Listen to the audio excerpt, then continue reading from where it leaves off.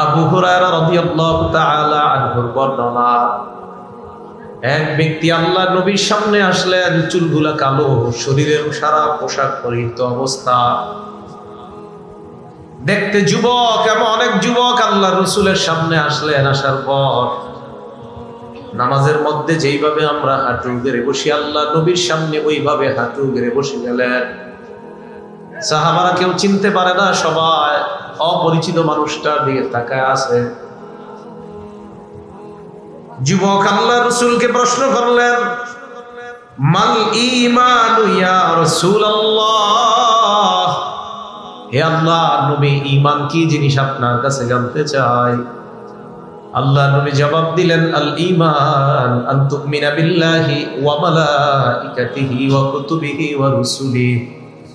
ঈমান হলো আল্লাহকে বিশ্বাস করা, ফেরেশতা বিশ্বাস করা, আল্লাহর যত কিতাব এগুলা বিশ্বাস করা, যত নবী রাসূল দুনিয়াতে পাঠিয়েছেন আল্লাহ সবাইকে বিশ্বাস করা, ওয়া তুমিনা বিলিকাইহি, আল্লাহর সাথে সাক্ষাৎ হবে এটা বিশ্বাস করা, ওয়া তুমিনা বিল বাসিল আখির, আল্লাহ আবার আমাদেরকে পুনরুত্থান করবেন, এই বিষয়টা বিশ্বাস করার নাম হলো ঈমান।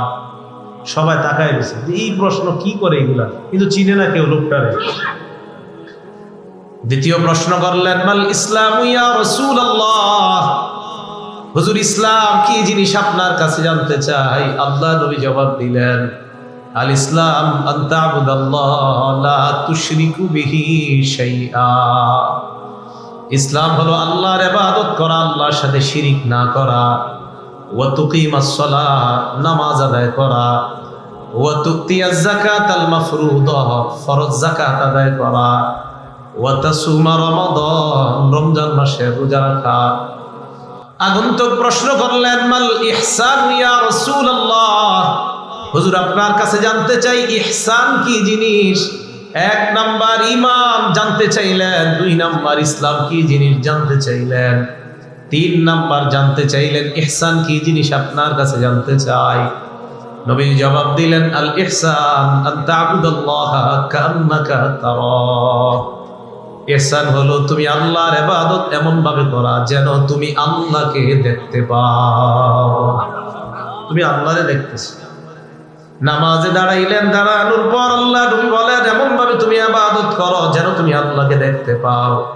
ফাইন লাম তাকুন তারাহু, যদিও তুমি আল্লাহকে দেখতে না পাও, ফাইন্নাহু ইয়ারাক, আল্লাহ তো তোমাকে দেখতে পায়। তুমি আল্লাহকে দেখতে যদি না পাও, আল্লাহ তোমাকে দেখতে পায়। এটার নাম কি? ইহসান। তাহলে ঈমান, ইসলাম, ইহসান, তিন প্রশ্ন হলো। চার নাম্বার প্রশ্ন করলেন, মাতাস সাআতু ইয়া রাসূলুল্লাহ, হুজুর কিয়ামত কবে হবে আপনার কাছে জানতে চাই। আল্লাহ নবী জবাব দিলেন, মাল মাসউলু আনহা বিআলামা মিনাস সাইল, জিজ্ঞাসিত ব্যক্তি মানে যাকে জিজ্ঞাসা করা হয়েছে এই ব্যক্তি জিজ্ঞাসাকারীর চাইতে কিয়ামতের ব্যাপারে বেশি অবগত না। নবী বুঝাইতে চাইলেন, তুমি প্রশ্নকারী যেমন কিয়ামতের ব্যাপারে জানো না, আমাকে প্রশ্ন করলা, আমিও কিয়ামতের ব্যাপারটা জানি না, তুমিও জানো না, আমিও জানি না। কিয়ামতের ব্যাপার জানে একমাত্র কে?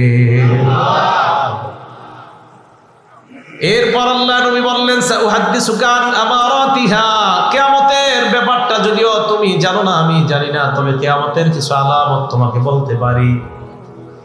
ইদা ওয়ালাদাতিল মারআতু রাব্বাতাহা, দাসী যখন মনিবকে জন্ম দিবে বুঝবা কিয়ামত আর বেশি বাকি নাই। অন্য বর্ণনায় আনতালিদাল আমাতু রাব্বাতাহা, দাসী যখন তার মনিবকে জন্ম দিবে বুঝবা কিয়ামতের আর বেশি বাকি নাই, সব উল্টা পাল্টা হয়ে যাবে। অযোগ্য ব্যক্তিরা যোগ্যতার আসন দখল করবে, বুঝবা কিয়ামতের আর বেশি বাকি নাই। ওয়াইদা কানাল হুফাতুল উরাত রুউসান নাস, নগ্ন পা নগ্ন দেহ বিশিষ্ট ব্যক্তি মানুষের নেতা হবে। অন্য বর্ণনায় ইয়াতাতাবালুনা ফিল বুনিয়ান, বিশাল বড় বড় অট্টালিকা বানাবে রাখাল। নিম্ন শ্রেণীর মানুষ অট্টালিকা বানাবে, বানানোর পর যারে আগে কেউ গন্ত না, অট্টালিকা বানানোর পর সালামের আর শেষ হয় না, আসলে তাকে সালাম দেয় না, দেয় তার টাকাকে সালাম। আল্লাহ নবী বলেন, এই জাতীয় অবস্থা যখন হবে বুঝবা কিয়ামত আর বেশি দিন বাকি নাই, কিয়ামত কাছে। তো এই কথা বলার পর রাসূল শেষে বললেন খামসুন লা ইয়ালামুহুন্না ইল্লাল্লাহ, পাঁচটা বিষয় এমন যেই বিষয়গুলা আল্লাহ ছাড়া কেউ জানে না, নবী জানে না, ওলি জানে না। পাঁচটা বিষয় জোরে বলেন একমাত্র জানে কে? কেন নবী জানে না? কেন নবী না গায়েব জানে? হ্যাঁ, পাঁচ বিষয় কে জানে? একমাত্র আল্লাহ। তো নবীজি সাল্লাল্লাহু আলাইহি সাল্লাম কেন জানে না? বলেন আল্লাহ জানায়নি। বলেন সবাই বলেন নবীজি কেন জানে না? বলেন আল্লাহ জানাননি তাই জানে না। তাহলে আল্লাহ জানাইলে নবী জানেন, আল্লাহ না জানাইলে নবী জানেন না। বাংলাটা বলেন, কেউ যদি বলে নবী গায়েব জানে, জবাব দিবেন আল্লাহ নবীকে যা জানান নবী তা জানেন, আল্লাহ যদি না জানান নবী তা জানেন। মনে থাকবে না ইনশাআল্লাহ? খামসুন লা ইয়ালামুহুন্না ইল্লাল্লাহ, পাঁচটা বিষয় এমন যেই পাঁচ বিষয় আল্লাহ ছাড়া কেউ জানে না।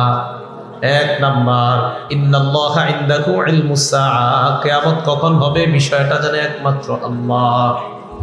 দুই নাম্বার, ওয়াইনাজ্জিলুল গায়স, কোন জমিনে কোন সময় কি পরিমাণ বৃষ্টি বর্ষণ করবে আল্লাহ এটা জানেন একমাত্র আল্লাহ। আসমানে তাকিয়ে দেখবো প্রচন্ড মেঘ দেখা যায়, প্রচুর মেঘ দেখা যায়, ঘন কালো আকাশ দেখা যায়, মনে হয় বৃষ্টিতে একটু পর দুনিয়া সয়লাব হয়ে যাবে। হঠাৎ দেখবেন আকাশ সুন্দর হয়ে যায়, বৃষ্টি হবে কি হবে না এটা জানেন একমাত্র আল্লাহ। আমরা ধারণা করি বৃষ্টি হবে, হয় না। আমরা ধারণা করি বৃষ্টি হবে না, হয়। তাহলে বৃষ্টি কি পরিমাণ কখন হবে এটা কে জানে? আল্লাহ। তিন নাম্বার, ওয়ায়ালামু মা ফিল আরহাম, বাচ্চার একটা আকৃতি পেটে মায়ের পেটে আসার আগে ছেলে হবে না মেয়ে হবে জানে একমাত্র আল্লাহ। আকৃতি আসার পর জানে আল্ট্রাসোনোগ্রাম। এই জায়গায় প্রশ্ন করে বসে হুজুর করে, হুজুর আল্ট্রাসোনো করলে তো জানা যায়। বিয়া জানা যায় মানে আল্লাহ পেটে ওটারে ছেলে বা মেয়ে বানানোর পরে তখন ক্যামেরায় দেখা যায়, বানানোর আগে একটু দেখাইতে পারে। তিন নাম্বার, মায়ের পেটের ছেলে সন্তান, এটা ছেলে হবে না মেয়ে হবে, নাকি সন্তান দুনিয়াতে আসবে না নাকি আসবে জানে একমাত্র আল্লাহ।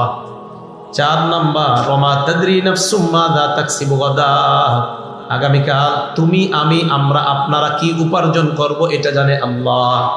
পাঁচ নাম্বার, ওয়ামা তাদরি নাফসুম বিআইয়ি আরদিন তামুত, কোন জমিনে কখন কোথায় তুমি মারা যাবে কেউ জানে না, জানে একমাত্র আল্লাহ।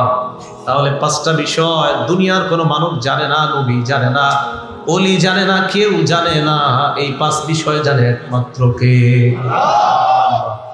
এর মধ্যে কিয়ামতের বিষয়টা জানে একমাত্র আল্লাহ। তো এইগুলা শোনার পর ওই যে যিনি আসছে প্রশ্ন করতে, ফানসারাফার রাজুল, লোকটা রওনা করছে চলে যেতেছে। সাহাবাদেরকে নবী বললেন রুদ্দু আলাইয়া, লোকটাকে আবার আমার কাছে আনো।